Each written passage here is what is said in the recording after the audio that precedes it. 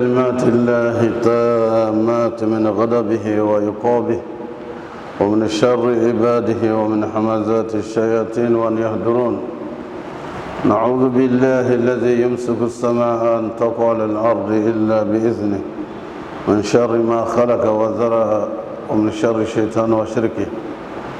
أعوذ بالله السميع العليم من شر الشيطان الرجيم. بسم الله الرحمن الرحيم. إن الحمد لله نحمده ونستعينه ونستهديه. من يهده الله فهو المهتدي ومن يضلل فلن تجد له وليا مرشدا. نشهد أن لا إله إلا الله ولي الصالحين ونشهد أن محمدا عبده ورسوله. اللهم صل وسلم على المبعوث رحمة للعالمين محمد بن عبد الله وعلى آله وصحبه وسلم. اللهم الهمنا رشدنا مراشد أمورنا ونعوذ بك من شرور أنفسنا وسيئات أعمالنا. ربنا اتم لنا نورنا واغفر لنا إنك على كل شيء قدير. Chers frères et sœurs, Allah subhanahu wa ta'ala nous dit dans le Saint-Coran, Bismillahirrahmanirrahim, wa dhakkir fa inna dhikra tanfa'ul mu'minin. Rappelez, car le rappel est utile aux croyants sincères. Vous savez que la semaine dernière, le vendredi dernier, nous avons parlé des devoirs des parents vis-à-vis des enfants. Et nous avons commencé par l'étape du choix des conjoints, le père et la mère. Comment doivent-ils se choisir? Quelles conditions, quels critères de choix? Nous sommes convenus que le critère qui nous a été annoncé par le messager d'Allah, Muhammad sallallahu alayhi wa sallam, nous a dit « Fazfar bizati din, tarbati yadak ». Si vous devez faire le choix, portez votre choix sur la personne qui est pieuse, qui est vertueuse, qui a donc la religion comme repère, qui a la religion comme étant la référence principale de sa vie. Il s'agit ici de l'islam.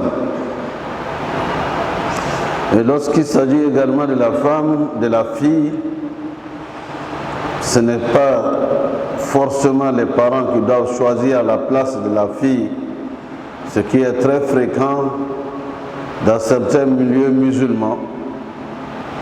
Alors que le messager d'Allah, sallallahu alayhi wa sallam, une fille qui était mariée sans son consentement, est venue voir le messager d'Allah pour dire et dénoncer qu'est-ce que c'est l'islam qui a demandé de donner la fille à un mari sans son consentement.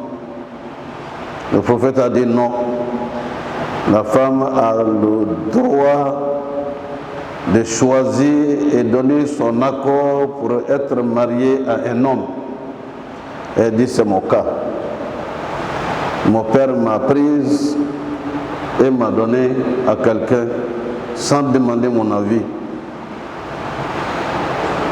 Immédiatement, la sentence est tombée. Le messager d'Allah proclamant que ce mariage est nul et non avenu. La fille dit merci, messager d'Allah. Je voudrais simplement savoir qu'en islam, on ne donne pas sa fille à quelqu'un sans le consentement de la fille. Or, nous le voyons très souvent. On prend des filles immatures, physiologiquement, comme psychologiquement, comme intellectuellement.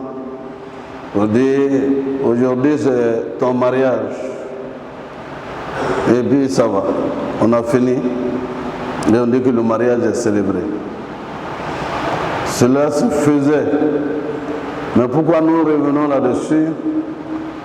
Pour que le droit de la petite fille soit respecté, que la femme soit respecté dans sa dignité et son honneur, tel que le prophète Mohammed sallallahu alayhi wa sallam nous l'a enseigné.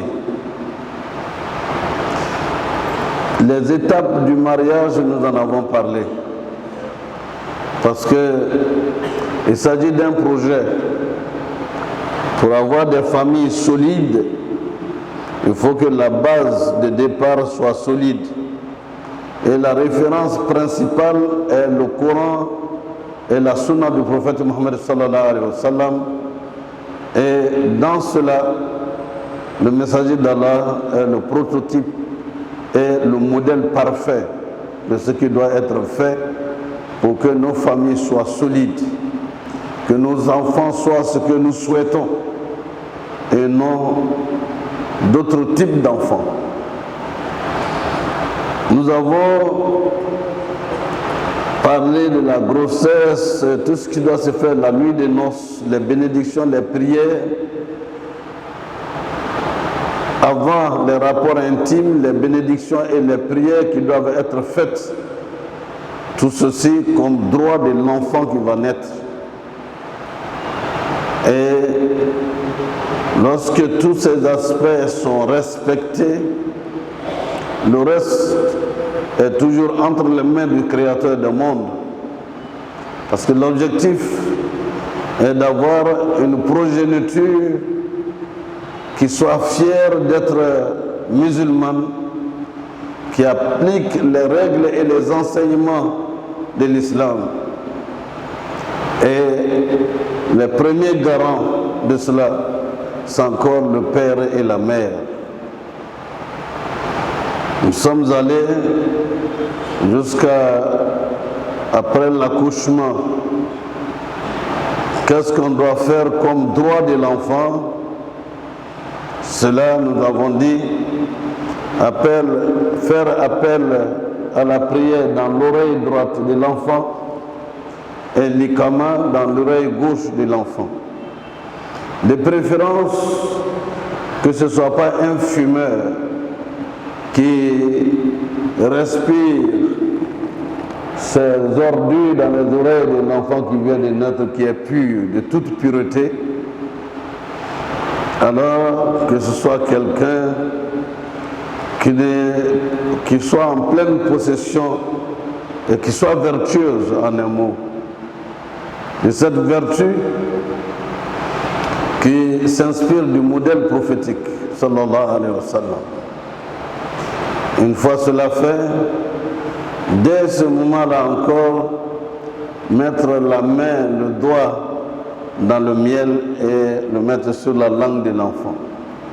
Pour que l'enfant sache qu'il y a une différence entre ce qui est doux et ce qui ne l'est pas, ce qui est agréable et ce qui ne l'est pas. Et encore que le prophète sallallahu alayhi wa sallam, c'est le Coran qui nous dit Fihi shifa wa rahma lil mu'minin. Il y a dans le miel la santé et la miséricorde pour les musulmans sincères. Nous avons ensuite énoncé qu'il faut donner un bon nom de bonne référence à l'enfant. Quel que soit votre nom de famille, ajoutez un nom de référence islamique à l'enfant. Il y a certaines personnes qui disent mais qu'est-ce que nous faisons de nos noms traditionnels? Là encore, cette question a été tranchée par le prophète sallallahu alayhi wa sallam. Donnez le nom que vous voulez, mais que le sens de ce nom soit lié à une vertu, à une bravoure, à une vertu qui puisse apporter un plus à l'enfant. Parce que nous avons vu des noms traditionnels qui est, par exemple, Tchefari. C'est pas mauvais que quelqu'un soit courageux et qui ne recule pas devant l'adversité. Mais le chef de guerre, comme Keletigi, non, ça c'est pas un nom qui est un mot de paix et de conquête, n'est-ce pas? Il y a des noms comme Warassa, qui veut dire épervier. Ça existe aussi chez les Arabes, ce genre de noms. Lion, Assad, ces noms-là existent chez les Arabes. Mais le meilleur nom, ce sont les noms qui impliquent l'esclave, le statut de serviteur d'Allah. N'est-ce pas, parmi les noms à donner à l'enfant. Ça fait partie des droits de l'enfant. Chers frères et sœurs, il y a là encore que le baptême de l'enfant musulman se fait comment? Parce que nos mamans doivent écouter cette partie très bien. L'islam se détériore ou on porte atteinte à l'islam à travers des comportements et des éléments qui ne font pas partie de notre religion. Nos mamans, qu'elles veuillent bien écouter, mais que les pères soient attentifs à ce que nous allons dire. Il y a des manifestations qui nous sortent même de l'islam. Le prophète ne l'a pas fait, sallallahu alayhi wa sallam, et nos prédécesseurs pieux et vertueux ne l'ont pas fait. Le mariage, et on arrive au baptême, qu'est-ce qu'il y a à faire? On annonce le nom après un sermon pour dire que vous êtes témoin après Dieu, ses anges et les djinns musulmans qui sont parmi nous. Le père tant de cette famille nous a demandé de donner un nom à cet enfant, et voici le nom de l'enfant est Abdullah, le nom de l'enfant est Abu Bakr, le nom de l'enfant est Abdul Samad, le nom de l'enfant est Mariam, le nom de l'enfant est Aïcha, le nom de l'enfant est Safiya, etc., etc., etc. Et commencer à faire des bénédictions pour l'enfant et ses parents géniteurs. S'il s'agit d'une fille, on immole un mouton. S'il s'agit d'un garçon, on immole 2 moutons quand on en a les moyens. Si nous n'en avons pas les moyens, on fait quand même le baptême de l'enfant et lui donner le nom et les bénédictions d'accompagnement. Et pendant ce temps, on a déjà rasé l'enfant. Le poids en or ou bien en argent doit être donné à des nécessiteux et des pauvres. Tout cela pour bénir l'enfant qui est né. Le processus continue. Pourquoi j'ai interpellé nos mamans? Le baptême n'est pas l'occasion de faire des danses folkloriques du matin à midi. Elles se sont organisées pour greffer des choses qui ne font pas partie de ce baptême. Je me souviens quand j'étais encore imam dans un quartier d'Abidjan,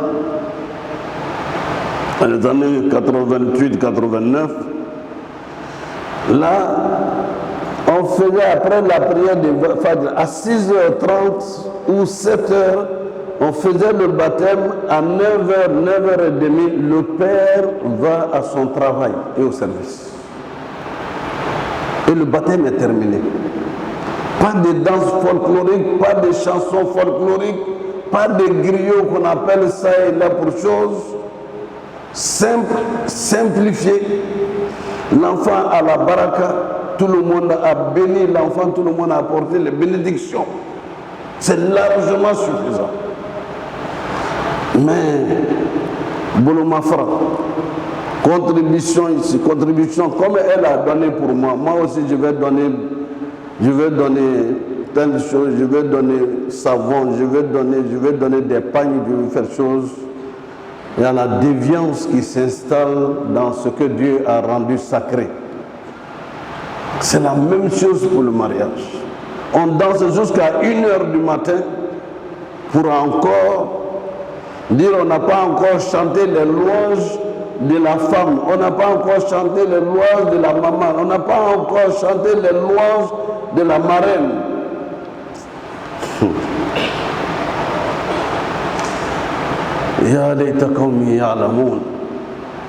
Si notre communauté savait qu'on n'est pas à l'étape du gaspillage, ces efforts d'argent et de dépenses, pourquoi ne pas garder ça pour l'éducation de l'enfant, pour payer l'école des enfants, pour faire en sorte qu'on puisse même faire des bénédictions régulièrement, des lectures du Coran pour l'enfant qui est né, dont on ne sait pas le destin et l'avenir.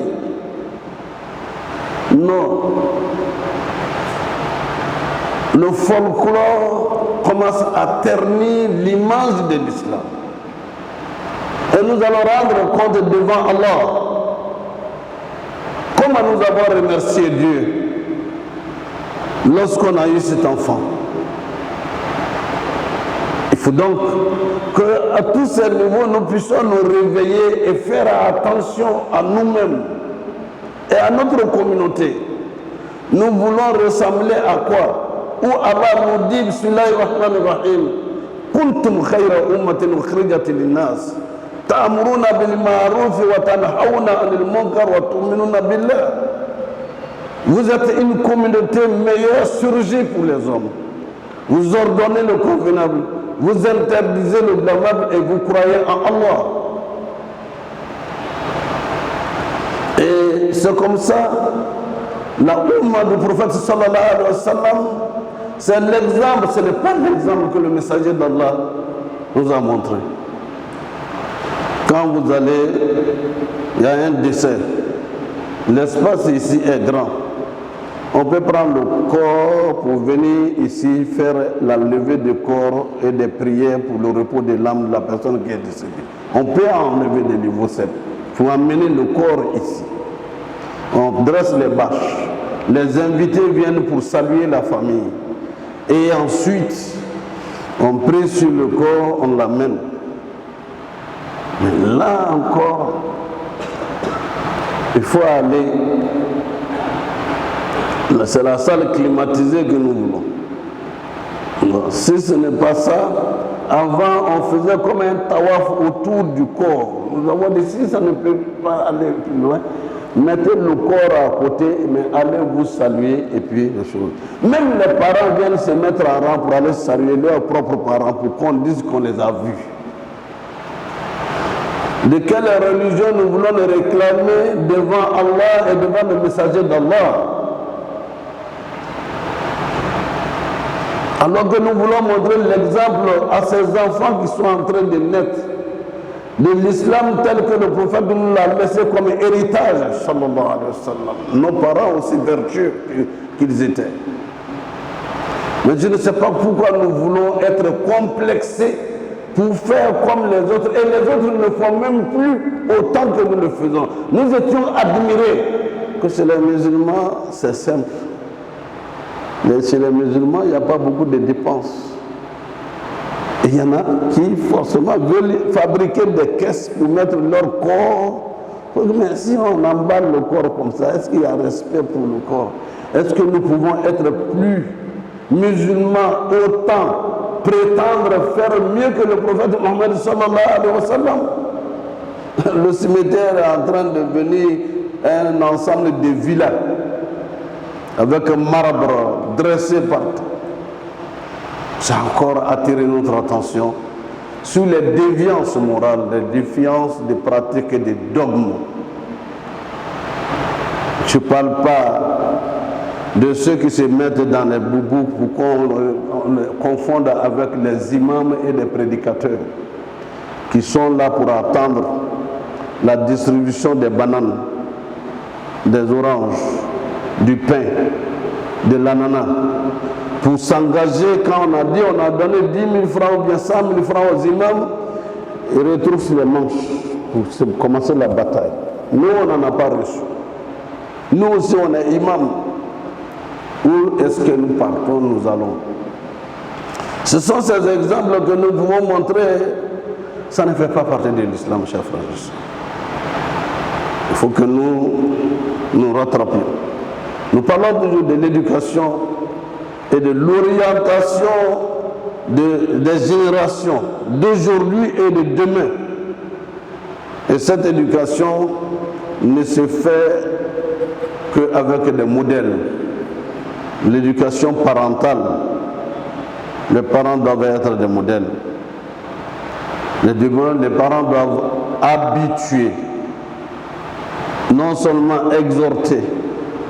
Les enfants doivent, je l'ai dit, qu'un parent ou les parents doivent pouvoir parler leur langue à l'enfant. Et j'en ai donné des exemples. Qu'aujourd'hui, vous parlez un Dramé d'Abidjan ou bien un Diaby, je ne parle pas de ceux de notre village, bien sûr, là. Mais non, moi, je ne suis pas Maraka. Maraka, c'est quoi? Maraka, des gens qui se battent dans la vie pour réussir. Le mot, c'est un mot arabe. Mais en fait, c'est le Sarakoli. C'est autant d'autres noms. Et il faut apprendre sa langue. Oui, moi je suis baoulé, mais je ne parle pas baoulé. Ou moi je suis guéré, mais je ne parle pas guéré. Je suis djoula, mais je ne comprends pas djoula. Tout cela existe aujourd'hui. Il faut donc entrer en soi pour que notre culture, qui n'est pas en contradiction avec les règles de l'islam, et c'est pour cette raison que l'islam a fait un bond vertigineux. C'est répandu en Afrique à grande vitesse. Ce n'est pas par la guerre et les combats, les conflits que l'islam est arrivé ici, dans la terre de Côte d'Ivoire, qu'on appelle Côte d'Ivoire, au XIe siècle. Au moment qu'on appelait les croisades, les autodafés et les inquisitions. Non, l'islam était déjà en Côte d'Ivoire. Mais l'islam est venu avec la lumière. Tous les souverains avaient comme scribes, comme intellectuels, ces arabophones et ces qu'on appelle marabouts. Aujourd'hui, je ne parle pas de ceux qui croient sur les devins des bandits, mais ce sont ceux-là qui, un mourabitoun, qui faisait la promotion de l'islam, et lorsque les gens avaient besoin de conserver des choses, c'est eux qui écrivaient depuis Sundiata Keïta, avant Sundiata Keïta. Chers frères et sœurs, cette fierté de notre culture islamique doit encore continuer à nous habiter. Et c'est au niveau de nos enfants qu'il faut bâtir la meilleure communauté chirurgique pour les hommes, qui ordonne le convenable, qui interdit le blâmable et qui croit sincèrement à Allah. Il y a beaucoup de choses, chers frères et sœurs, nous ne nous reprochons, nous devons quand même pas nous reprocher, mais il s'agit de rappel pour que nous ne nous laissions pas aller par des imitations serviles et aveugles. Vous asseyez avec des gens à table, ils ont les cuillères pour nous manger avec la bouche.